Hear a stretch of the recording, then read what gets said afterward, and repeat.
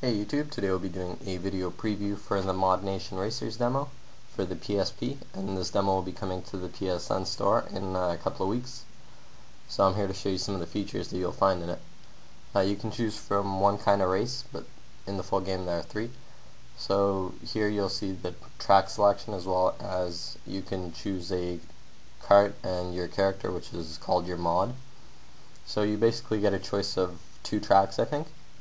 The rest will be locked. You can also, in the full game, choose from downloaded, pre-made, or your own tracks. And that goes for the character creation as well, and selecting your kart as well. So if you look at it, there's pre-made, there's elite, there's my cars, and there's also downloaded cars. If you've never heard of ModNation, it's basically a mix of Mario Kart and Little Big Planet, because you can create your own cars and tracks and characters, and you can take them online to race and also share them with other players. So in this demo you get a choice of several characters and carts as well, about 5 or 6 characters and 5 or 6 carts. Again, similar options: pre-made, elite, downloaded, and your own characters. For this demo you can't make your characters, you can only choose.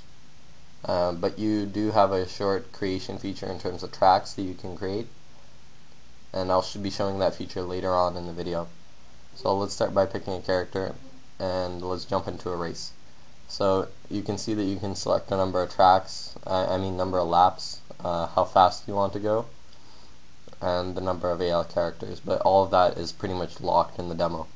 The only choice you get is the difficulty level. So as we are actually racing here, I skipped some of the loading screens for you guys, so hope that was decently fast. And as you see, there are little bubbles that you can pick up, and they're similar to the Mario Kart boxes. And to the right you will see your boost meter, and to the left you'll see a very basic meter in terms of position and how far characters are from you on the track. You will also see in the top right corner your placement, what lap you're on, and the time. All standard stuff. At the top you'll find a drift airtime meter, basically the one that lets you know what you're doing right now and how many points you're getting for that. And you want to get as many points as you can, because that builds up your boost meter on the right, which is essential to winning races in this one. In the bottom right corner you'll find your weapons button as well, and you can fire weapons off similar to the way you do in Mario Kart to prevent your opponents from getting ahead or slowing them down. But everything is dependent on boost, because without boost you could not win this game.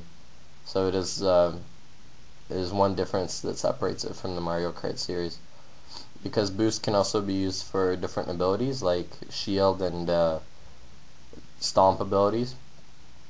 As well, you can drift by jumping, similar to Mario Kart. And if you double tap the jump button, you'll actually do a large jump, like so. And at every possible large jump that you get off a ramp, you want to do spins left or right, and if you press X, your character automatically does tricks. And like any racing game, your whole point is to get ahead on the track, and you can also choose several shortcuts. Most tracks that are here for the demo, the two of them both include several shortcuts that you can use to get ahead of your opponents. But overall the tracks are pretty even in terms of letting you get ahead and keeping everyone else together. So it's a pretty frantic experience overall. It's a very tight control, so you'll feel like you're in control of the kart the whole time. And here we're finished the race, so you'll see a leaderboard. I think I came in 4th. Yeah. And it gives you things like race time and best lap, and you can restart or exit a race. So here I've skipped to the building aspect in terms of the track. So the right trigger will move you forward, and the left trigger will move you back.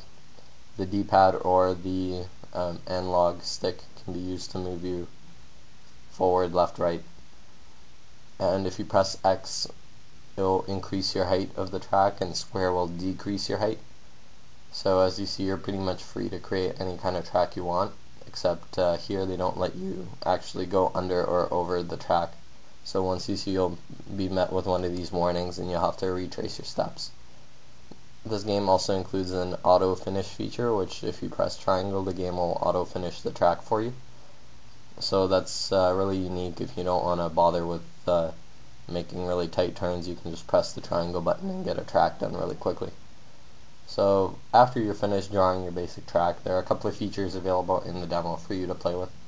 So you can do things like deform the terrain, paint it, and let's start by showing you that you can choose from a couple of different sky selections, which is basically your background, which will give you a different feel for every level, but overall you can change that up also with several different props and things like that.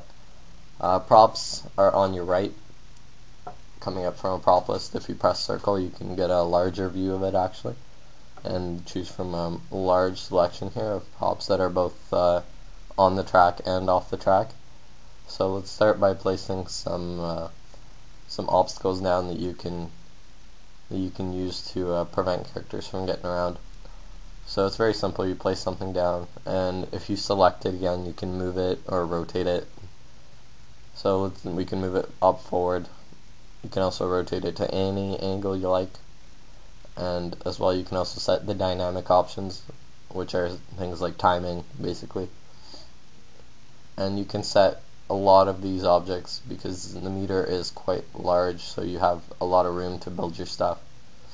And in this demo you only get a couple of objects, I think, maybe two or three different kind of crushing objects, and a couple of race boosting objects, and also the bubbles that you pick up items from.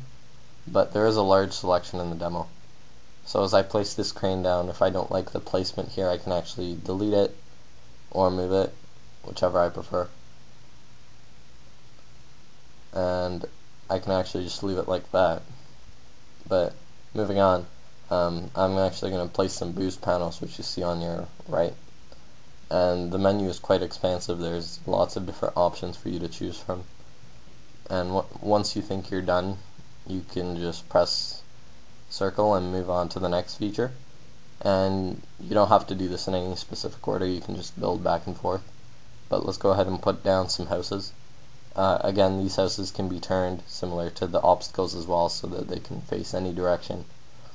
But they don't have any dynamic options since they're not actually involved in anything except scenery. As well as houses, there are lots of different things like trees and signs and warning lights and things you can place to help people get around the track more easily, and as well as for just visual enjoyment, I guess. So as I select the this board here with the ModNation's logo, I can move it, turn it, so that it can actually be visible and useful. But the game tries to orient them by itself pretty well as well. So let's get out of here and actually maybe do some terrain deforming. So if you go to edit and you go to the terrain deformation, the terrain deformation, you can choose from two different types of deformities. And you move the analog stick and it automatically grows a mountain for you. And you can make the size of the mountain larger or smaller depending on how big you want it by pressing circle, which will increase the radius.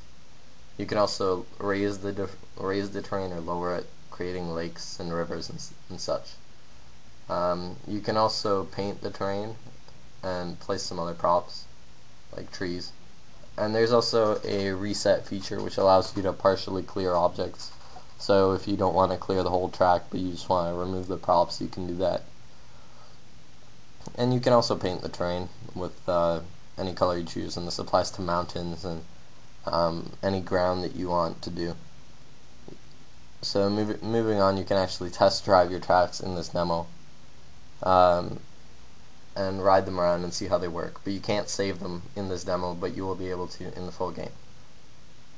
So I hope you have enjoyed this preview of what ModNation is, and I hope you will pick up a copy of the demo. And thanks for watching, and I hope you enjoy it.